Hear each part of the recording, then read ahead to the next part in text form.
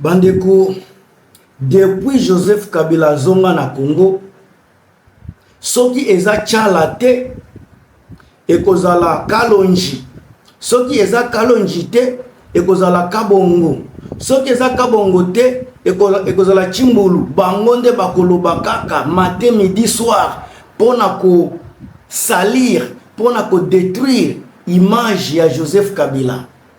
Depuis Joseph Kabila azonga na Congo, actualité nyonso ya Congo ekoma viré sur mouvement ya Joseph Kabila. Kabila soki oza bolole nde okondima ke azalaka étranger, mais une personne qui est sincère, papa na ye alobi ça c'est mon fils. Boni nani oyo Etienne Tshisekedi wa Mulumba tango alobaki Félix aza mwana na ye, mutu ata moko te atikala koboya. Pona bango soki Etienne Tshisekedi alobi Fachi aza mwana na ye, il faut biso nyonso tondima. Tangu Mzee Laurent Désiré Kabila za koloba Joseph Kabila za mwana na ye, boza ko forcer batu baboya. Nani nde ayebaka mwana na ye? Kaka bino baluba nde boza ko déterminer qui est la fa de qui na kati ya Congo. Kaka bakalonji, bachala, bakabongo nde baza ko comprendre poids politique ya Joseph Kabila te. Bazo comprendre importance ya Joseph Kabila te sur le plan international comme national. Baza ko finga, baza ko loba Joseph Kabila atikala jamais kolinga Congo po asala, atikala jamais ko sala basoki conseil des ministres. Importance ya conseil des ministres eza nini nani? Bato ebele bazoye batina conseil des ministres te. Affaire ba collaborateurs, Joseph Kabila lobaki, j'ai manqué 15 collaborateurs pour diriger mboka na biso. Les gens n'ont pas compris le langage de Joseph Kabila. Tango lobaki 15 collaborateurs, aza koloba ba homme ba meyibité. Totala ba collaborateur ya Tshisekedi, to comparer bango na ba collaborateur ya Joseph Kabila. Avant to banda kosala ba analyse bidon. Tangu ekomi chala, ekomi kasongo, kalonji, bango baza prêt ya koya kolakisa ke les swahiliphones sont mauvais des personnes quoi. Tangu ekomi Vital Kamerhe, bango yoso bakoloba, il faut basala boy. Baza ko s'acharner toujours contre des politiciens swahiliphones. Bango tout baza ko s'acharner contre ba politiciens ressortissants de l'Est. Eza la Corneille Nanga. Tous sont mauvais. Mais baza ko bosana que tangu Joseph Kabila zalaki wana, mboka wana zalaki ya kopanzana. Baremo Chibanda baza koloba bilobela bazalaki wana. Nini nde basalaki pona ko sauver Congo? Bakalonji oyo soki otali elongi bazaki déjà mikolo. Qu'est-ce qu'ils ont fait? Qu'est-ce qu'ils ont fait pour gérer le Congo? Boza kofinga batu ezala na ba pasteur kaka baluba. Baza ko s'apprendre toujours avec contre les Baswahili. Et puis avec ça boza koloba Congo ezala moko, Congo ezala toujours uni. Toko zala uni ndenge nini soki biso moko toza ko se diviser. Juste parce que vous êtes des louba, vous êtes prêts à détruire le pays.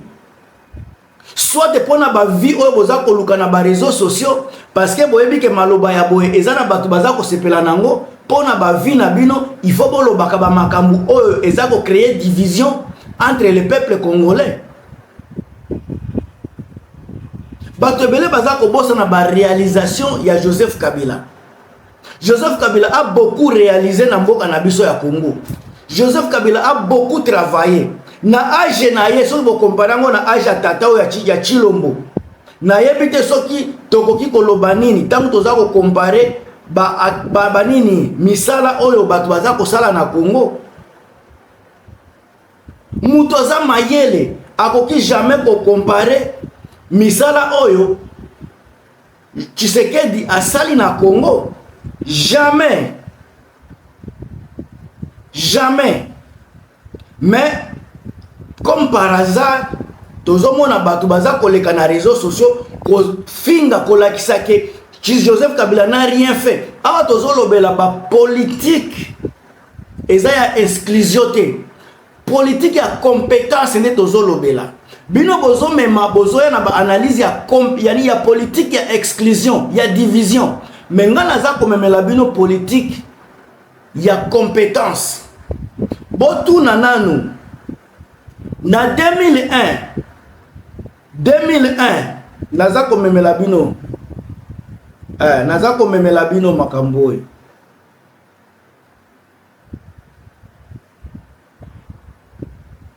Ok, un instant.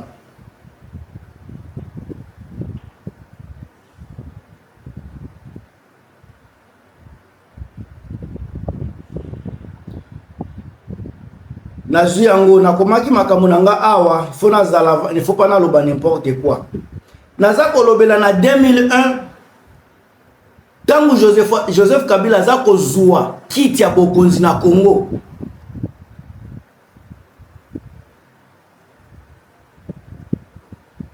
Tango boza koloba azana poids politique était, il y avait personne ozako kipaye po azai koyeba ko solola te.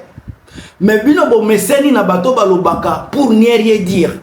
Bino baluba ya Tshisekedi boza ko sala ba émission, boza ko solola parce que bo meseni comment na bato ko sala ka ba polémique na réseaux sociaux. Yangonde bino boza ko kanisa, tout le monde est obligé ya ko sala ka ba jalelo na internet. Pour na bino fo mutu na mutu le kaka na télévision koloba n'importe quoi, pour vous ça vous arrange. Mais en réalité tout le monde n'est pas comme ça. Tout le monde n'est pas né jaloliste. Na 2001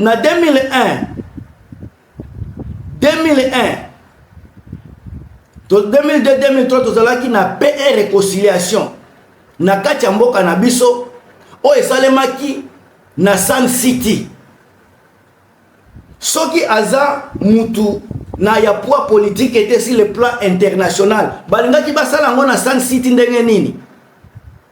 Sun City, Afrique du Sud. Asangisa na ba MLC, ba RCD. Bango tu basangisa bango pona okende ko signer ba accord.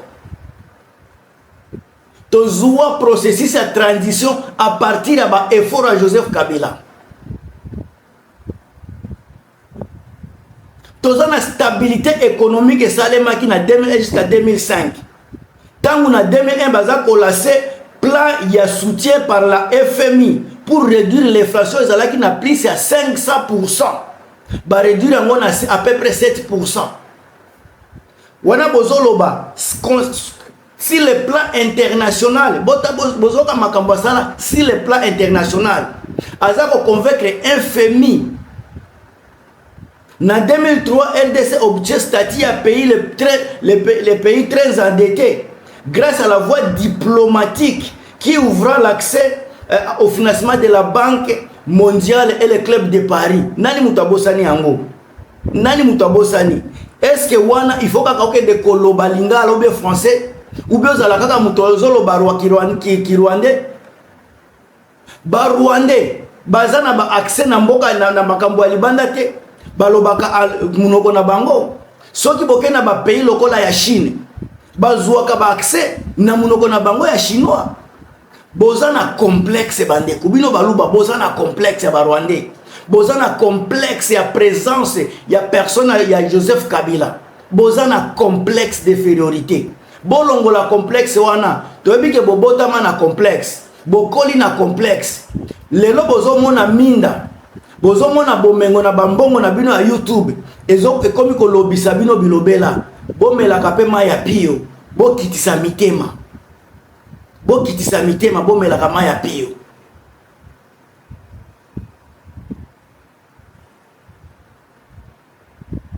Organisation démocratique ya ba élection na Congo na 2006 pe 2011 avec une nouvelle constitution ya mboka sous Joseph Kabila. élection ezalaki pe ya monoparti te, ezalaki multiparti. Mutu bato basalaki, mutu nyonso ezalaki na pouvoir ya okende ko se présenter, batikala jamais kopekisa mutu. Wana ba aki ya Joseph Kabila obino boza kofinga, boza ko dénigrer. Bolinga te, soki mboka ekokabwana nango. Eza na batu oyo baza pour Kabila, baza prêt pona kozala na Kabila tolinga te. Eza pe na babino oyo boza pour Tshisekedi, vouloir ou pas, parce que boza prêt pona ko diviser pona Tshisekedi. Bobo sana teke mboka wana Tshisekedi akoleka mboka kotikala. Soki bino bokanisi bokomi na monopole ya koloba n'importe quoi. Il y a les gens qui ne parlent pas mais ils agissent avec les stylos. Bino bokoki kozala bajalelo bokoloba kabilobela sur les réseaux sociaux. Mais zana batu bakomaka, bazana makambu na maboko bakomaka sur les papiers. Surtout bandi kolobela ba infrastructure na mboka na biso na ba investissement. Sous le mandat de Joseph Kabila, on a vu des routes, on a vu des ports être construits, on a vu des aéroports. Un aéroport, nous avons la rénovation. Tout le monde a bâtiment public. Makambu nyonso Tshisekedi aza ko renouveler, aza kosala banini soki banini ba ouverture azo kende kokonini ko sala ba ouverture ba ya babiloko ebele. Eza makambu Joseph Kabila bandaki déjà. Eza sous les impulsions de Joseph Kabila. Et puis ba makambu ebele Joseph Kabila asi afuta yango déjà. Tshisekedi aza ko diembela makambu oyo Joseph Kabila déjà abandaki. Alors soki bozo kolinga ko pesa ka crédit kaka Joseph Tshisekedi bobo sanate mutu abandaki. Mutu azalaki na genèse ya likambo yango, mutu abandaki makambo yango ne bandeli. Bobo sana mutu wana te.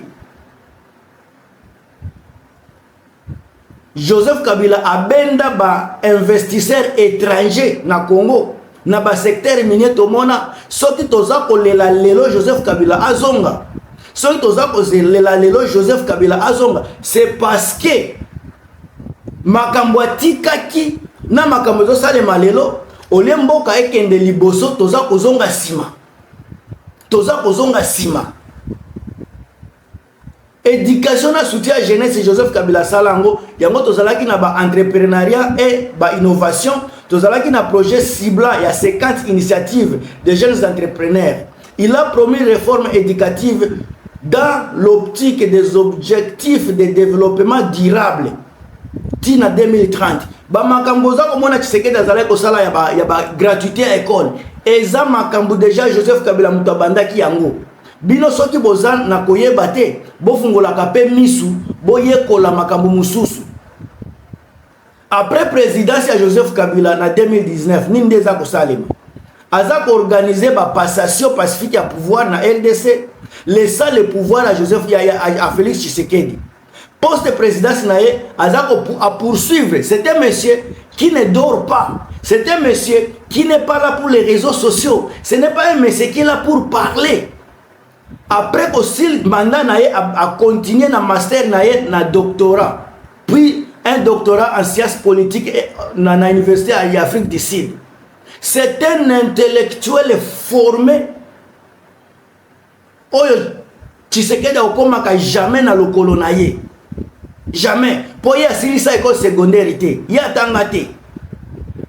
C'est au Congo ndebo komona mutu lokola Tshisekedi.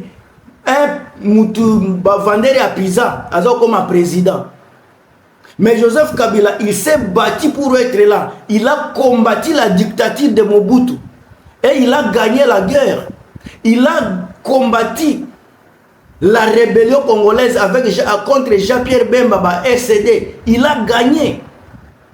Il s'est battu contre le CNDP M23. Il a gagné. Azana CV à Mounene Papa Wana. Joseph Kabila a un CV à présenter na Batu. C'est un acteur politique influent na mboka na biso. Oyo mokoki jamais ko changer histoire. Aza ancien président, aza pe sénateur à vie. Bolinga yangote ekotika la wana. 18 ans na tête ya mboka. Bozalaki kaka wana. Bozalaki ba papa na bino bazalaki wana. Aza kokonza. Akonzi ba papa na bino. Akonzi basi na bino, ba mama na bino, akonza pe bino. Bondima. bondima sika soki tobandi kolobela makambo ya oyo baza kokota na banini conseil des ministres. Joseph Kabila sala conseil des ministres. Est-ce que c'est important? La chose la plus importante, il y a une question. Est-ce que ça le conseil des ministres est important? Est-ce que ça le conseil des ministres est important? Oh, batubaza komi kolobalelo Joseph Kabila tika jamais ko sala nini conseil des ministres parce qu'il était occupé ya ko sala bako na molili naza koya.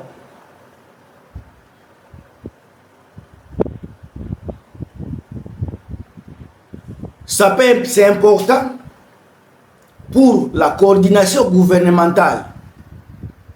Oui, c'est important.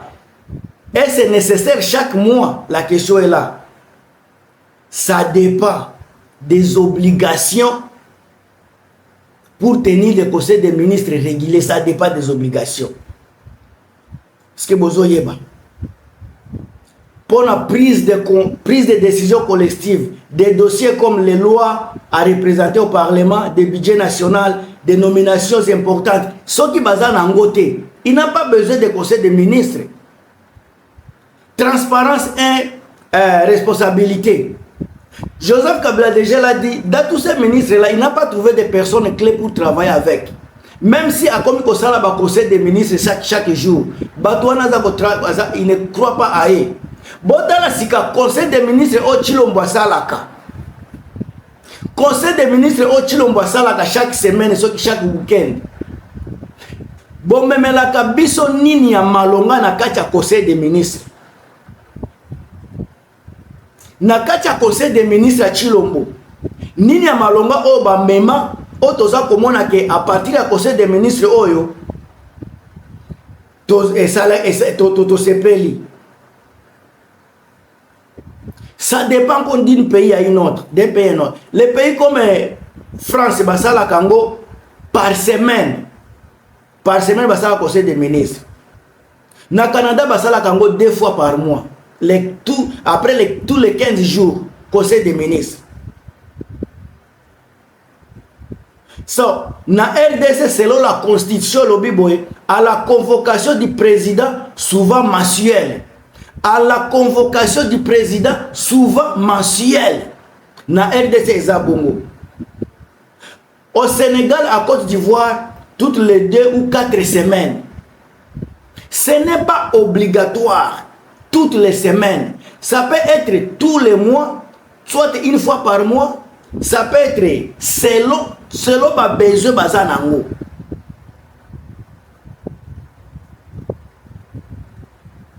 Alors, bon comprendre. Quand c'est Tchala, quand c'est Kalonji, quand c'est Kabongo,